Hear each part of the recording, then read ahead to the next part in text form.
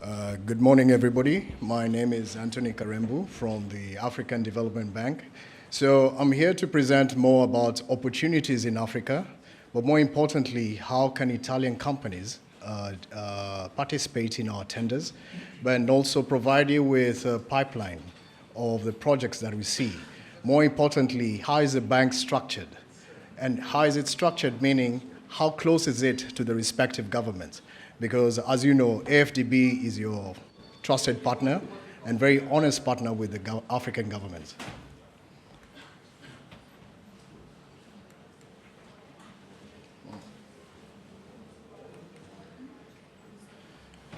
All right, so that's just an outline. I'll try my best to catch up with the time.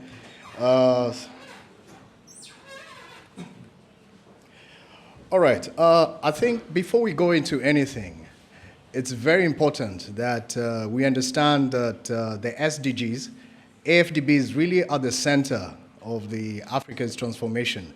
And here in particular, we're guided by the 10-year strategy. As you can see, it ends in 2022, but currently we're working on another one for the next 10 years. And if you look at that, the way we look at our projects, we narrow them to fragile states. Sorry, maybe let me use this. Okay, good. Okay, that's okay. At least I can see. All right, now looking at this, in terms of priorities of the current 10-year strategy, we're looking at infrastructure development, regional integration, which is very important because today we have countries where you have the deficiency of power, but the regional power pools come through to at least electrify those countries. Another one is private sector development. We agree today that governments cannot do it all. We need private sector. And how do you have private sector? Private sector needs to be facilitated, and specifically at the enabling environment perspective. Then, of course, we have governance and accountability. What we're seeing today is that more and more, we're having governments to be accountable and to have strong governance structures, because we do not want to have projects coming in and then they become white elephants or sunk costs.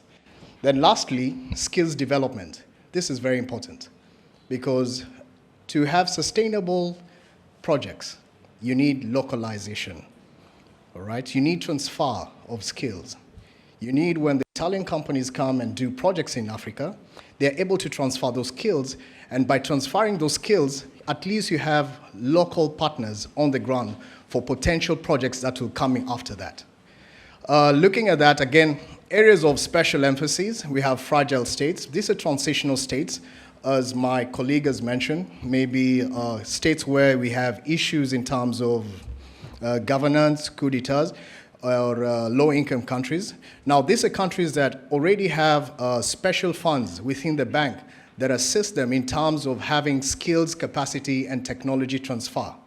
Because when you go into these countries, and I'll show you in one of the projects, is that they have vast opportunities for renewable energy. Agriculture and food security. Here's where we have cross-cutting projects where you have agriculture and energy working together, at least to move both food security and energy security. Then, most importantly, gender.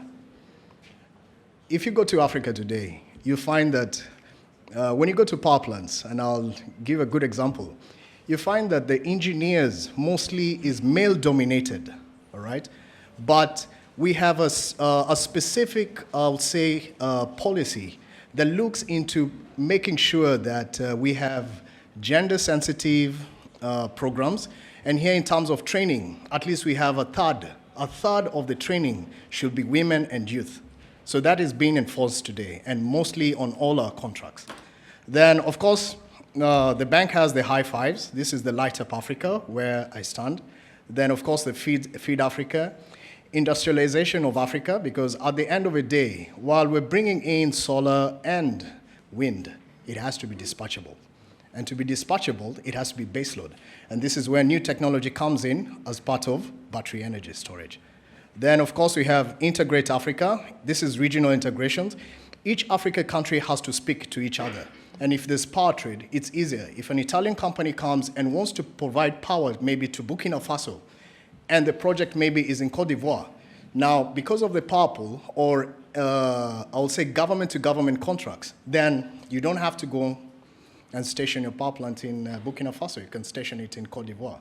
And lastly, of course, improve the quality and life of people of Africa. Here's where we talk about jobs and making sure that there's a transfer of skills. Because today, as you know, Africa has, I would say, the youngest population below 35 years old across the globe.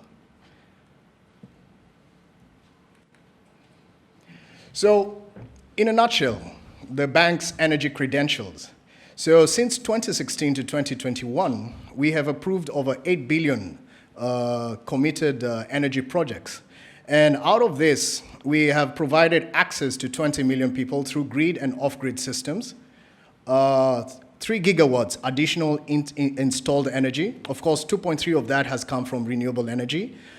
We have had about 7,700 kilometers of transmission lines, of which 3,700, as I was speaking to the regional integration, these are interconnection with the respective power pools. And of course, we can't forget the distribution lines. Here we're talking about household connection, industry connections. So we've talked about 72,000 kilometers of distribution lines. Now, how is a bank structured today? We are a one-stop shop, my energy department. We have private sector, we have public sector, and we have decentralized all the sector experts, all right? Now, looking at that, I'll just take you to the second part. 4 dedicated departments: financial solutions and policy and regulation. This only speaks to private sector, right? Power systems and development. This speaks to transmission lines, distribution lines, battery storage, and this is the department that has been decentralized across 5 regions. That is South Africa, Southern region, which is in South Africa, Eastern region, which is Nairobi, Western region, which is in Cote d'Ivoire, and Northern region, which is in Tunis. Of course, we have the Central region, which is in Cameroon. And now, that's a place where we have all the projects coming in, be it renewable energy, transmission, distribution. Then we have the renewable energy and energy efficiency. This is where I sit, where at least I can say I have a vantage point of literally everything, from private sector to T&D to even policy. Then, of course, we have the climate change and green growth, where we champion now the clean transition pathway that African countries are going through right now. And this is a big opportunity for potential companies that want to come to Africa today. Now, 2 goals that we're looking at is first, deliver on the high fives. This is, of course, the Light Up Africa, but also more specifically, deliver on transition to green growth and mobilizing climate scale financing for all the renewable energy projects.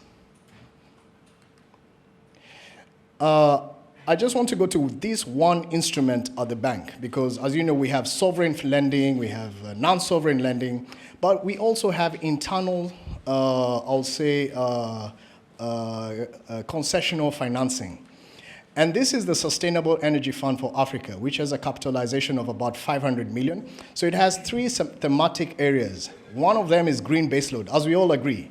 Today, we have to not just use electricity for the household, but that electricity has to make sense to us, right? It has to industrialize us. It has to make us, it has to bring value, but not just light. So we have green baseload, where here we only look at power systems, renewable energy systems that will compete with the respective baseloads, which could be HFOs, it could be geothermals, it could be hydros, it could be dispatchable wind with battery energy storage.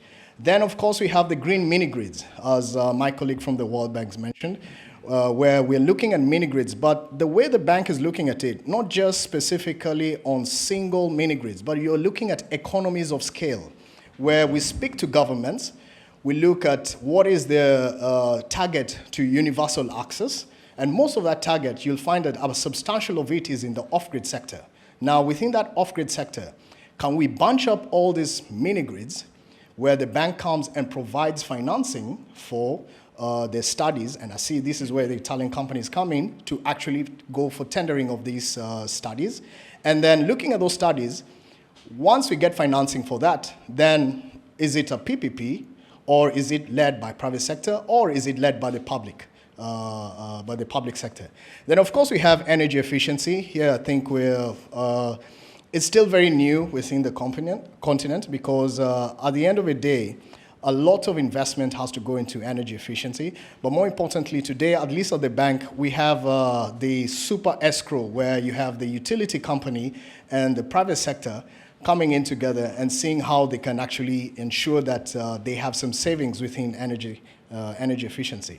Now, the different instruments within this is the technical assistance. These are reimbursable grants, right, to developers, to do studies, to do activities that are directly going to unlock the investments. But also we provide concessional investments into projects where, as I mentioned before, we have a private sector department where concessional, meaning we bring in a grant funding to private sector, at least either to lower the tariff or to make the project bankable. So this is what they do. Now, eligibility, of course, you have the private sector and, of course, the public sector, where we talk about the energy parastatals. I'll just quickly talk about CEFA, what they've done. To date, CEFA has at least 140 megawatts operational capacity, 142,000 new connections, 665 million total investment catalyzed. And here we're talking about leveraging private sector and public sector financing. We have at least, based on this project, as I've mentioned, one of our key aspects is gender. Gender is very important. And here, gender, we talk about training and jobs. So CEF has managed to catalyze about 3,199. And of course, the reduction on GHG emissions. So this is the gist of the whole presentation. Where do you fit in? How do you work with the bank? Now, I want to present to you the procurement framework and strategy, but more importantly, to tell you size of operations so that you understand where to fit yourself. In terms of from 2015 to 2020, we can talk about 3.5 billion that has been procured out. It is out in tender. But out of that, you'll find that goods form a small portion, but also the biggest portion is works. Now, I don't know what companies are here, but where do you fit in yourself there?